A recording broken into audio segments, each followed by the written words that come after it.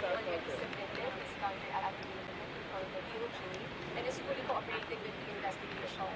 He actually welcomes the opportunity to address the allegations against him in the proper legal process, and he's confident that a fair review of the facts will show that the charges have no basis. So he denied po the allegations? Yes, he denies any wrongdoing. Anong mga basis po ang sinabi? Considering that the case is already pending with the DOJ, we will present our full defenses with the DOJ. But basically, he denies any wrongdoing. All actions were made in good faith and to ensure transparency. There's absolutely no evidence of fraud or intent to fraud. For example, if may market manipulation sa accusation, ano yung pwede natin siguro i-offer na paniwala sa tao sa accusation? Again, I'm sorry, considering that the matters are already Ma'am, camera. Camera po. I hope you understand that we'll just present our full defenses with the DOJ. As to the participation of Senator Martin, ano yung ibig sabihin na wala siyang kinalaman sa company? Dito po ba stand?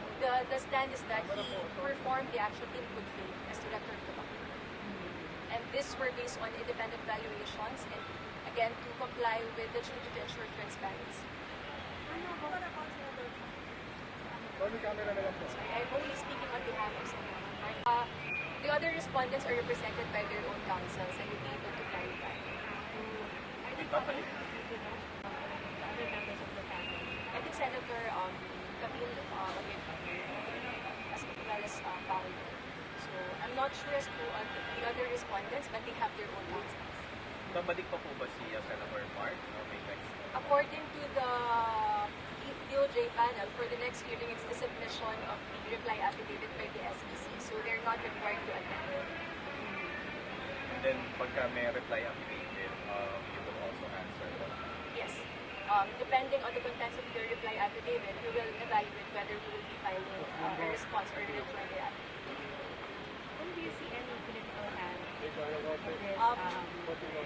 We're not here to speculate on motives. Right now, our focus is to address the allegations through the legal process. Is the Senator confident na Definitely, he is confident that a fair review of the facts and evidence will show that the charges against him have no basis.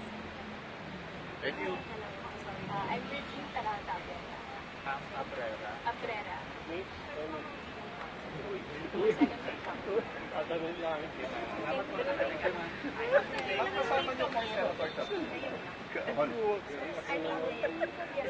Ganda ng sun.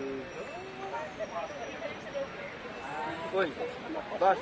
Try, endeavor, kung kaya niyong later din. Good afternoon. Our law firm represents the Philippine Federation. Sir, salamat po.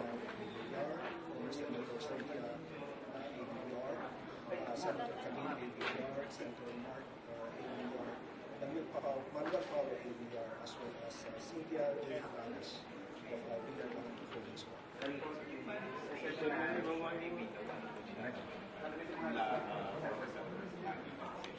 Well, of course, I cannot discuss the details of the case, but suffice it to say that finding a verified participation in motion is allowed under the rules of the DOJ, which we did.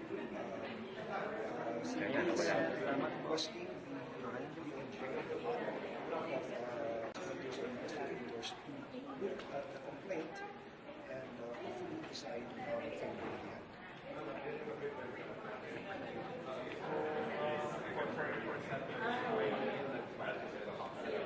Yes, so for senators, Camille, Mark Villar, as well as Manuel Paulo Villar, they filed their respective